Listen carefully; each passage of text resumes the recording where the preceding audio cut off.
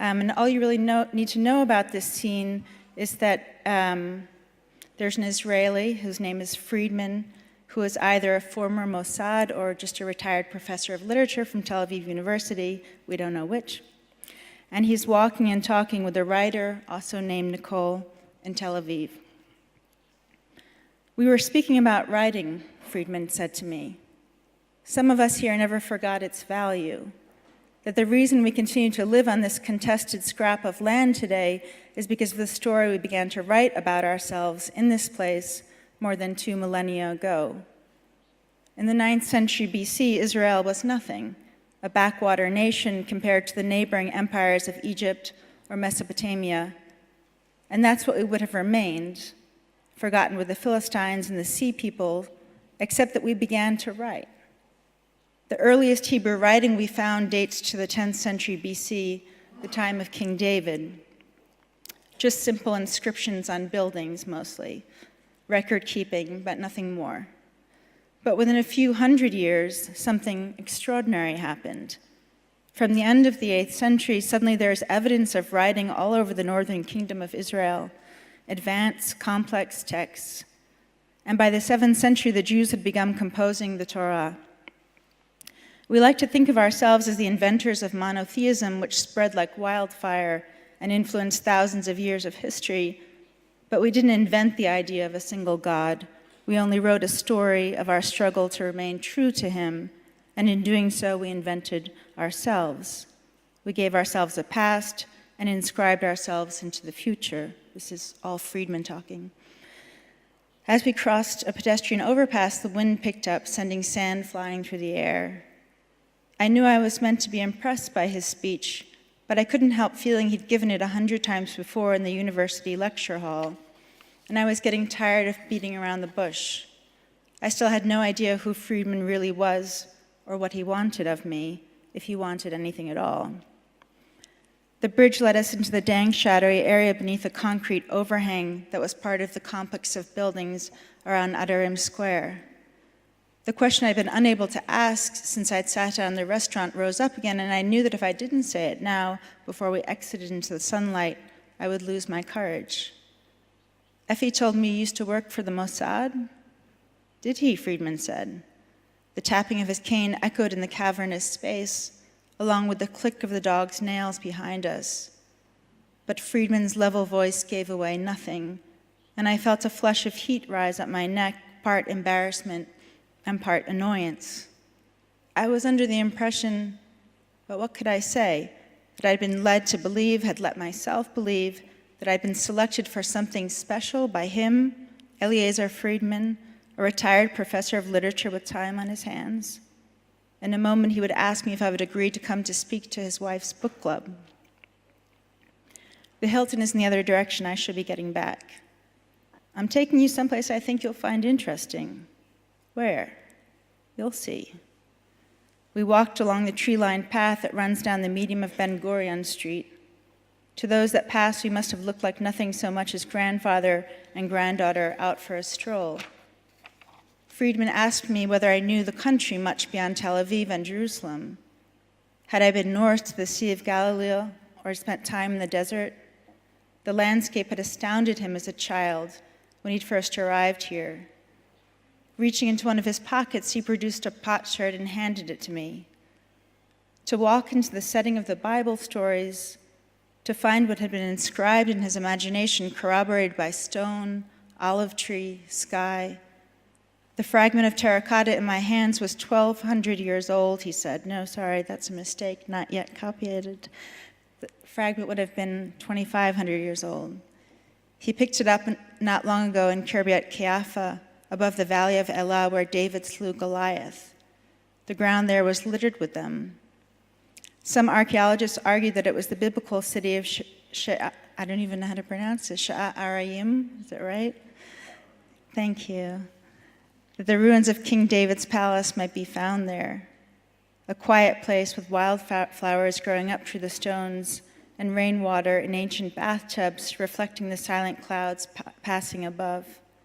About this, they would go on arguing, Friedman said. But the fallen walls and broken pots, the light and the wind in the leaves, It was enough. The rest would never be more than technical. No physical evidence of a kingdom had ever been found by archaeologists. But if Solomon's palace was the dream of a court historian, what did it matter in the grand scheme of things? David, who might have only been a tribal leader of a hill clan, had brought his people to high culture that has since given shape to more than 2,000 years of history. Before him, Hebrew literature didn't exist. But because of David, 200 years after his death, Friedman said, the writers of Genesis and Samuel established the sublime limits of literature almost at its beginning. It's there in the story they wrote about him, a man who begins as a shepherd, became a warrior and a ruthless warlord, and dies a poet. Writers work alone, Friedman said. They pursue their own instincts. One can't interfere with that. But when they are guided naturally towards certain themes, when their instincts and our goals converge in a common interest, one can give them opportunities. What goals do you mean exactly? I said. To cast Jewish experience in a certain light? To put a spin on it in order to influence how we're seen? Sounds more like PR than literature. You're looking at it too narrowly, Friedman said. What we're talking about is much larger than perception. It's the idea of self-invention. Event, time, experience, these are the things that happen to us.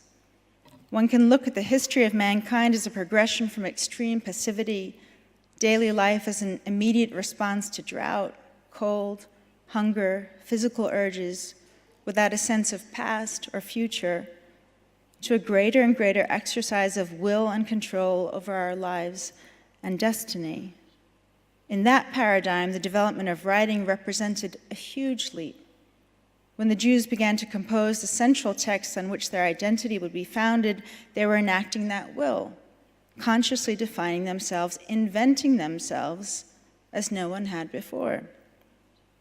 Sure, put like that, it seems extremely radical, I said. But without taking away from how extraordinary the result of their efforts was, you could also just say the earliest Jewish writers were at the frontier of that natural evolution. Humanity had begun to think and write on a more elevated plane, giving people greater sophistication and subtlety in how they define themselves. But to suggest a level of self-awareness that would allow for self-invention, as you say, is assuming a lot about the intentions of those earliest writers. There's no need to assume, Friedman said. The evidence is everywhere in the texts, which of course are not the work of one or two individuals, but a series of composers and redactors who were supremely conscious of every choice they were making. The first two chapters of Genesis taken together are about exactly that, a meditation on creation as a set of choices and a reflection on the consequences that result. The very first thing we're given in the very first Jewish book is two contradictory accounts of God's creation of the world. Why? Perhaps because in echoing God's gestures, the redactors came to understand something about the price of creation, something they wished to communicate to us that if we were to grasp it, would verge on blasphemous, and therefore could only be hinted at obliquely. How many worlds did God consider before he chose to create this world? How many scales that contain neither light nor dark, but something else entirely? When God created light, he also created the absence of light. That much is spelled out for us. But only in the uncomfortable silence between these two incompatible beginnings is it possible to grasp that at that instant, he created a third thing too. For lack of a better word, let us call it regret. We stood at the corner waiting for the light to change. Overhead, the Mediterranean sky was stupendously blue, utterly cloudless. Friedman stepped out in front of an idling taxi and began to march across the street. Read closely enough, it's impossible to not deny that whomever composed and edited those first texts understood what was at stake, he said. Understood that to begin was to move from infinity to a room with walls, that to choose one Abraham one Moses, one David, was also to reject all the others that might have been.